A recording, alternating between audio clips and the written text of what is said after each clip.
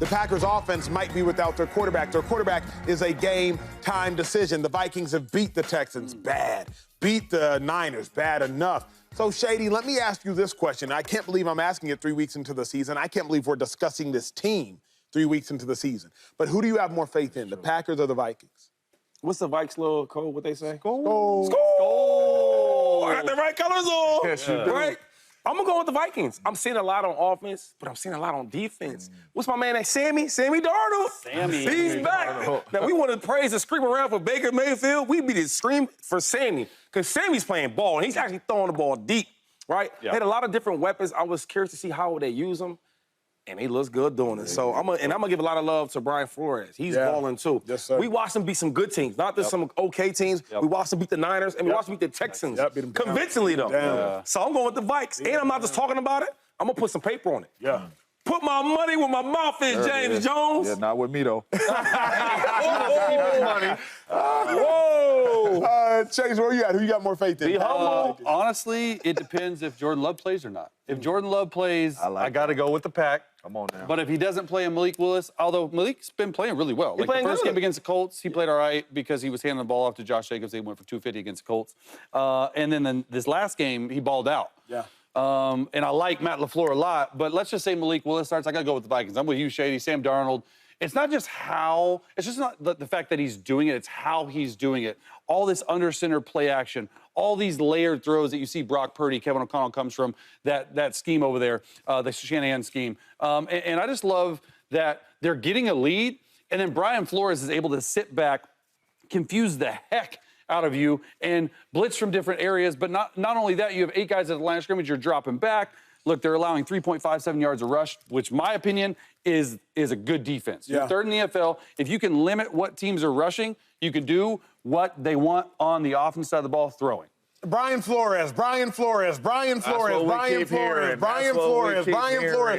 am sure that offenses around the world are sick and tired of hearing about Minnesota Vikings defensive coordinator Brian Flores. James Jones, we got to get to an offensive install. You need to show the world how in the world we can defeat Brian Flores. This is an offensive install sponsored by Reese's Peanut Butter Cups. Now, firstly, family at home, I do want to show you Brian Flores. Before the segment, got your Reese's. Oh, appreciate it, big dog. I got me a Reese's. I thought I got me a Reese's. Here you go, Jay. Off camera. There it is. Now, look, Brian Flores' defense has been phenomenal because it's been very confusing. Let's show the world what we're looking at when we're talking about a Brian Flores defense. We showed this clip earlier on in the week. It got 1.7 million views.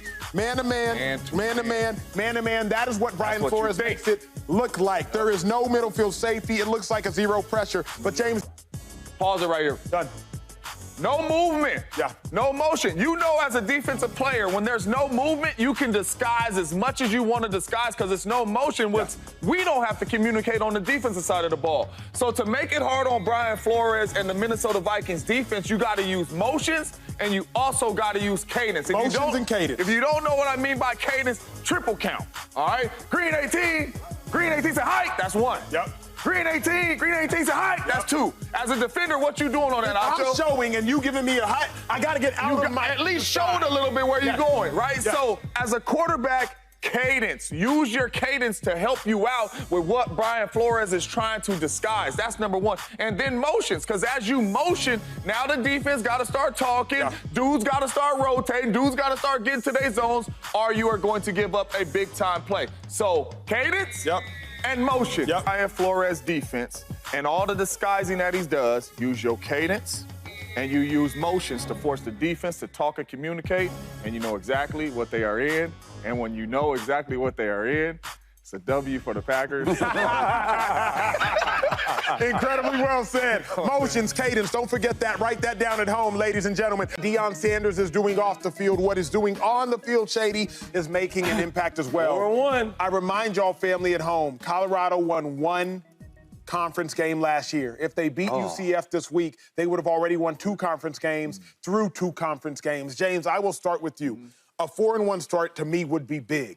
But what would a 4-1 start mean for Coach Prime? It will mean they're different this year. That's what it will mean. All year long, Coach Prime said, I'm going into the portal, I'm getting all these players, and we are going to be different. I'm going to protect my son. I'm going to get better on the defensive line. We're going to stop the run. This will just mean they are different, right? You consistently beat 2 solid teams. You'll beat Baylor, then you'll beat UCF. You'll be 4-1. You're different from last year. Last year, we did not believe in you at all after that 3-1 start. You started playing really good teams, and you started getting beat down. This year, you're playing some good teams and you're finding ways to win. It will just let me know that this year they are different and they can compete with those dudes at the highest level with the guys that they got. I'm going to a bowl, man. They win this, start to a bowl. Wins. Right? And I just think that right now, when I look at Coach Prime and Buffalo, Colorado, I'm a believer. I was a believer last year just because of the hype and everything, but I'm more of a believer now because I actually can see Shador. I see what Shador is. He's the best quarterback in football. I know y'all love the guy from Alabama. He ain't Shador. And then the best player, this is the best player in the last 25 years. 25. Travis Hunter. We ain't never see a player play all game. This ain't high school. Defense, offense, defense. So I'm going with Colorado, and guess what? They are underdogs. They've been underdogs before, a lot of times. What are they, 14-point underdogs? Yeah, I'm going for them, and I'm putting money on them. Let's go, Prime, because I believe in Prime. Straight up. Straight up. Wow. Straight up. Money line, baby, let's go. Yeah, you got a lot of bets on this weekend. Listen, you got Packers by. Yeah, you don't want to do that. The best player in college football, I'm going with them. And the best quarterback in football, I'm going with them. Let's get it. Let's get it. Chase, what would it mean? They're still not good. I think it would mean bowl eligible. I'm not a believer like you guys. So when you say not good, you mean like good to like compete with the Bamas and Georgias and no, stuff? I still don't. I don't believe in the roster. I believe in Prime. I believe in Shador. I believe in Travis Hunter. Okay, they beat North Dakota State barely. They beat Colorado State. They got blown out at Nebraska.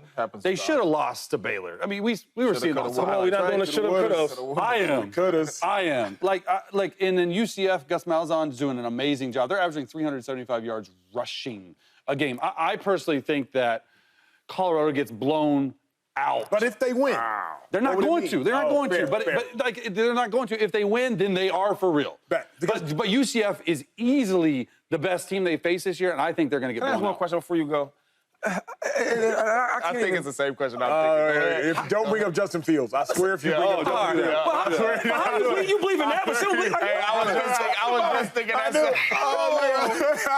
I need some Advil. You believe in all the bad. Bet you straight up. They'll get blown out. But that's my thing. You believe in all the bad players, all the guys that's been good, but then you believe. He said they bet you that if they get blown out. I'm good on him, man. Because I don't believe you. I don't believe it. Here's my thing.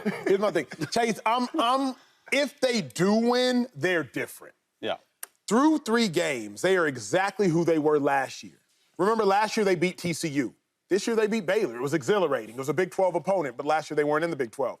Last year they beat Colorado State. This year they beat Colorado State. Last year they started 3-1, but got their doors blown off by Oregon. This year they're at a 3-1 start. But if they go to 4-1, 2 conference wins would be more than they had all of last year. 4-1, they never saw 4-1 last year, y'all. They finished 4-8. If they go to 4-1, now they are different. Thus far, they are the exact same team to me as they were last year. Exhilarating victories that we didn't expect. TCU, Baylor, beat Colorado State. But if you go to 4-1, now they are different. So does it matter how the game looks? Because I know he keeps saying blown out. No, let's just win. I'm saying if they lose, but let's say they lose by 3.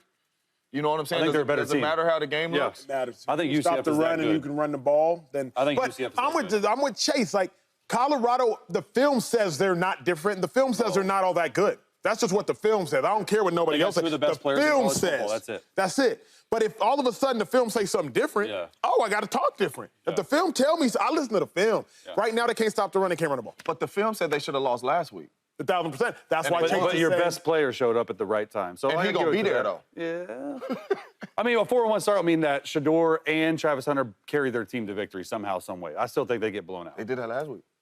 I really hope they get blown out so I can use this sound on the next show. To be honest with you. What up, YouTube family? Welcome to the facility. Thanks for watching, and you better be sure to hit that subscribe button if you want to get more highlights from the show and all of our exclusive content.